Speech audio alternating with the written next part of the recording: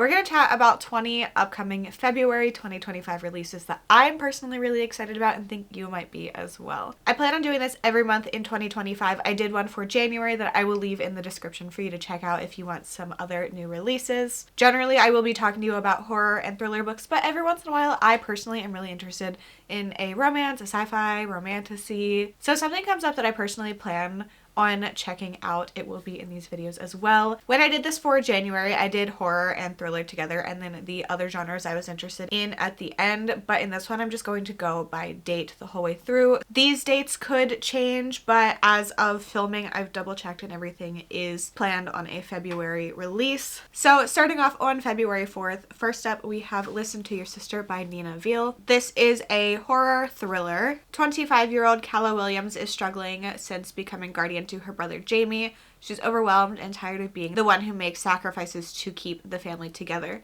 Jamie is full of good-natured 16-year-old recklessness and is usually off fighting for what matters to him or getting into mischief, often at the same time. Dre, their brother, promised he would help raise Jamie, but now the ink is dry on the paperwork, and in classic middle child fashion, he's off doing his own thing. And through it all, the nightmare never stops haunting Calla, recurring images of her brothers dying that she is powerless to stop. Jamie's actions at a protest spiral out of control, and the siblings must go on the run. And they end up taking refuge in a remote cabin that looks like it belongs on a slasher movie poster rather than an Airbnb.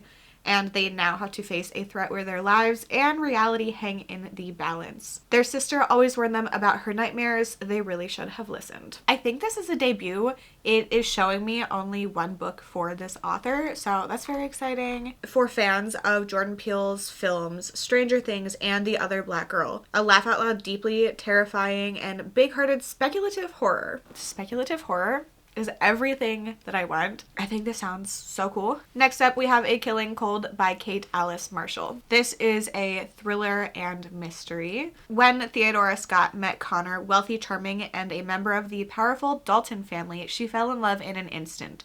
6 months later, he's brought her to Idlewood, his family's isolated winter retreat, to win over his skeptical relatives. I love a good snowy, isolated place. And now she's getting threatening messages on her phone saying, "Stay away from Connor Dalton." She can't ignore the footprints in the snow outside of the cabin window or the strange sense of familiarity she has about this place. Oh my gosh, sorry.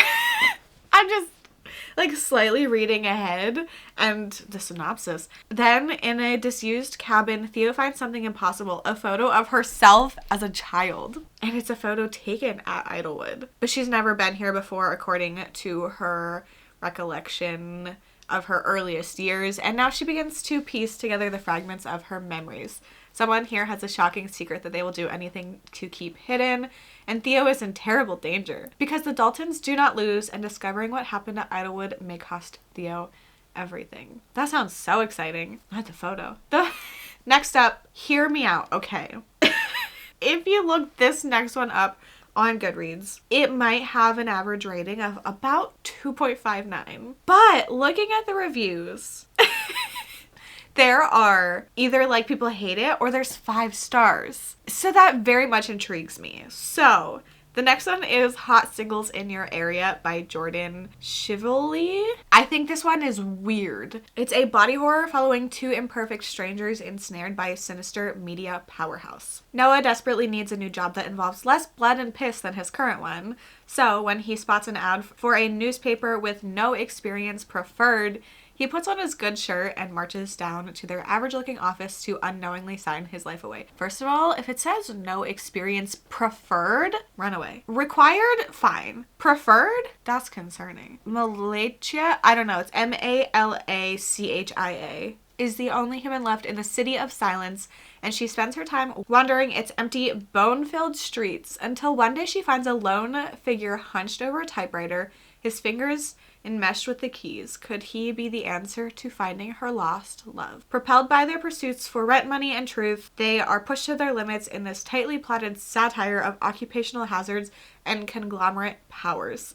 Like, what? And then this cover, I don't care that it has very low ratings. I'm interested in it, and I just need to know, why do people hate it? Will I love it? Why are there eyeballs in this little tin can? So many questions. Then we have The Lamb by Lucy Rose. This is horror. A contemporary queer folktale about a mother and daughter living in the woods. A folktale, a horror story, a love story, and enchantment. Margot and Mama have lived by the forest ever since Margot can remember. When Margot is not at school, they spend quiet days together in their cottage, waiting for strangers to knock on their door. Strays, Mama calls them. People who have strayed too far from the road. Mama loves the strays. She feeds them wine, keeps them warm, then she picks apart their bodies and toasts them off with some vegetable oil. But Mama's wine is stronger than her hunger sometimes, and when a beautiful white-toothed stray named Eden turns up in the heart of a snowstorm, Margot must confront the shifting dynamics of her family, untangle her own desires, and make her own bid for freedom. This is another debut that I'm super excited about. Then we have Victorian Psycho by Virginia Fieto. I have not read from this author previously. Winifred Naughty arrives at Ensor House prepared to play the perfect governess. She'll dutifully tutor her charges, Drusilla and Andrew, tell them bedtime stories, and only joke about eating children. Interesting. Also, this is historical horror and kind of gothic. But long, listless days spent within the estate's dreary confines comes with an intimate knowledge of the perversions and pathetic preoccupations of the Pounds family. Oh my gosh, so much alliteration. Mr. Pounds can't keep his eyes, off of Winifred's chest, and Mrs. Pounds takes a sickly pleasure in punishing Winifred for her husband's wandering gaze. No. Compounded with her disdain for the entitled Pounds children, Winifred finds herself struggling at every turn to stifle the violent compulsions of her past. French tutoring and needlework are one way to pass the time, as is admiring the ugly portraits in the gallery and creeping across the moonlit lawns. And then she has very special gifts for them planned for Christmas. What? This sounds weird. I'm in. Then we have Deep End by Allie Hazelwood. This is a contemporary sports romance, which generally outside of things I usually read, but I really love Allie Hazelwood. Scarlett Vandermeer is swimming upstream, a junior at Stanford and a student athlete who specializes in platform diving. Scarlett prefers to keep her head down, concentrating on getting into med school and on recovering from the injury that almost ended her career. She has no time for relationships, at least that's what she tells herself. Swim captain, world champion, all-around aquatics golden boy, Lucas Blomqvist thrives on discipline. It's how he wins gold medals and breaks records. Complete focus with every stroke. On the surface, Lucas and Scarlett have nothing in common until a well-guarded secret slips out and changes everything. So they start an arrangement. And as the pressure leading to the Olympics heats up, so does their relationship.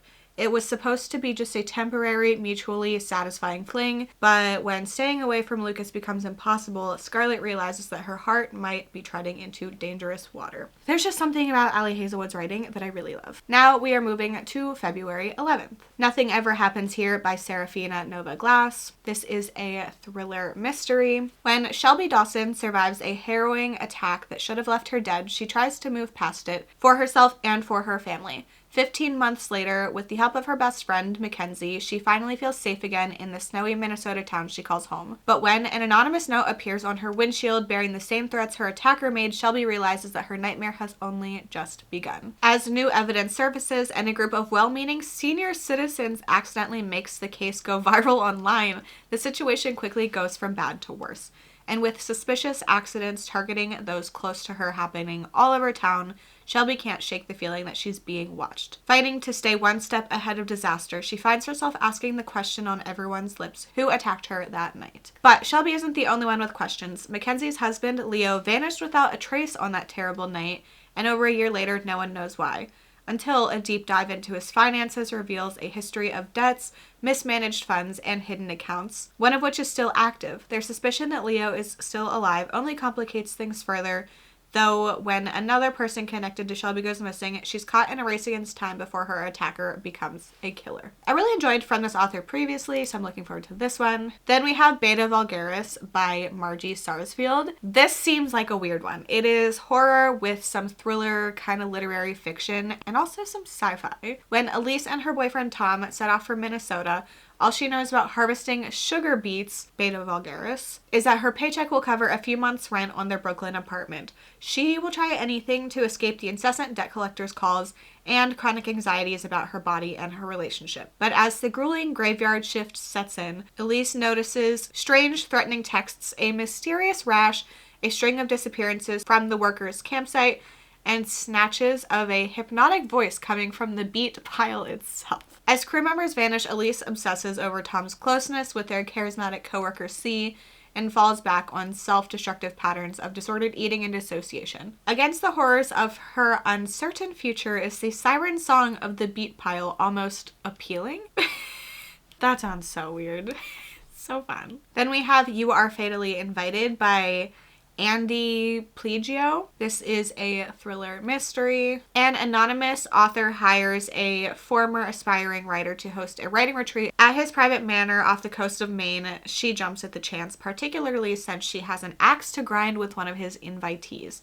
The guest list: 6 thriller authors, all masters of deceit, misdirection, and mayhem. Confess the crimes, survive the tropes. These two have masterminded a week of games, trope-fueled riddles, and maybe a jump scare or two. The perfect cover for Mila to plot a murder of her own. But when a guest turns up dead and it's not the murder she planned, Mila finds herself trapped in a different narrative altogether. One by one, you'll lose your turn. With a storm cutting off the island and the body count rising, Mila must outwit a killer who knows literally every trick in the book. I love this trope. It's always so fun. Then we have Tell Me You Trust Me by L. Owens. This is a thriller mystery. This one is a debut. It seems like a domestic thriller, but with a little bit of a really fun twist. When her husband goes missing, Marissa Crichton fears the worst. Tell me you trust me was the last thing Ethan said to her, and she'd shrugged it off. Now she can't get those words out of her head. Marissa's family has always been her rock, but when they come to help her with 2-year-old Logan, their overprotectiveness borders on oppression. Occupational hazard of the family's surveillance business, or is it? Seeking comfort in the playlist she and Ethan share, Marissa is shocked to find a new song, Trust Me. She's certain it's a message. Using song titles as code, she and Ethan start communicating back and forth, but she still doesn't understand why he left. While his messages point to incriminating documents, her family uncovers evidence of an affair. But their discoveries come with their own baggage, including personal threats, secret bank accounts, and dusty surveillance devices. All the while, Marissa wonders whether she'll ever learn the truth or see her husband again. This song titles as codes thing is very fun and unique, and I haven't seen that before. Then we have A Girl Like Us by Anna Sophia McLaughlin. This is another thriller mystery. It's 2004, and former reality TV star and party girl Maya Miller has just married the most eligible bachelor on the planet, Colin Sterling, of the globally famous Sterling family, whose history of aristocratic titles and land holdings rival a British royal, and whose media empire is comparable to the Murdochs. To some, Maya represents the American dream, to others, the gold digger. But when Colin's cousin Ariana, the heiress to the family's immense fortune, is found murdered, Maya is thrust into the spotlight, first as she is revealed to be the next heiress to the fortune, and then as the prime suspect. Swiftly, the entire Sterling family goes into lockdown at Silver House, the family's ancestral estate in the English countryside. They're told it's for their own safety, but Maya becomes convinced that it's not to keep threats out, but to keep secrets in. Now she has no choice but to find and expose the truth hidden within the Sterling family, and why Ariana, a girl she had never met, chose her to take her place. But Maya has secrets of her own, and she knows that in order to survive the Sterlings, she'll have to beat them at their own game. Watching rich people's secrets exposed in books is always incredible. Then we have Scythe and Sparrow by Bryn Weaver. This is the 3rd book in the Ruinous Love trilogy. The first one is Butcher and Blackbird, the second one is Leather and Lark. This is a dark rom-com series, but they can be read as individual standalones. They just are weaved together with the kind of world that they're in. All the synopsis says is circus motorcycle performer Rose meets lonely small-town Dr. Fionn after a night of murderous adventure goes awry. Super excited about this one. Then we are moving on to February 18th, starting off with the 5th book in a series, so I'm not going to go into too much detail, but this is The Vengeful Dead by Darcy Coates. This is the 5th book in the Gravekeeper series. I haven't started this series, but I am reading it this year with my Patreon. We're doing a read-along of the whole series. This is a cozy horror mystery, and I generally love Darcy Coates. Then we have The First Girl by Claire McGowan. This is a thriller. Writer Karen Walker knows more than most about murderers. Her first love went on to become the Bagman, a notorious serial killer now locked away for life in a maximum security prison. Karen has spent her life running from the weight of having loved him, defending him, and ultimately leading the police to his door. But now, 10 years later, just as she's about to publish her account of his crimes, a young woman is abducted in horribly familiar circumstances. It can't be the Bagman, can it? He's safely behind bars thanks to her, but she has to know for sure. Returning to her hometown she thought she left for good, Karen is drawn into a deadly game of cat and mouse with the man she's never escaped. If there's any chance of saving the kidnapped girl, she'll have to face up to what really happened back then once and for all. Then we have Rebel Witch by Kristen Sigarelli. This is the sequel to Heartless Hunter, which is part of the Crimson Moth. This is a YA fantasy romance series. I really loved Heartless Hunter, and this is a duology, so this is the conclusion to that. This is set in a world with witches, witch hunters, and it's a romance between those two. Moving on to February 25th, Close Your Eyes and Count to 10 by Lisa Unger. This is a thriller mystery. When the real game begins, who will make it to the count of 10? Charismatic daredevil and extreme adventurer Maverick Dillon invites you to the ultimate game of hide and seek.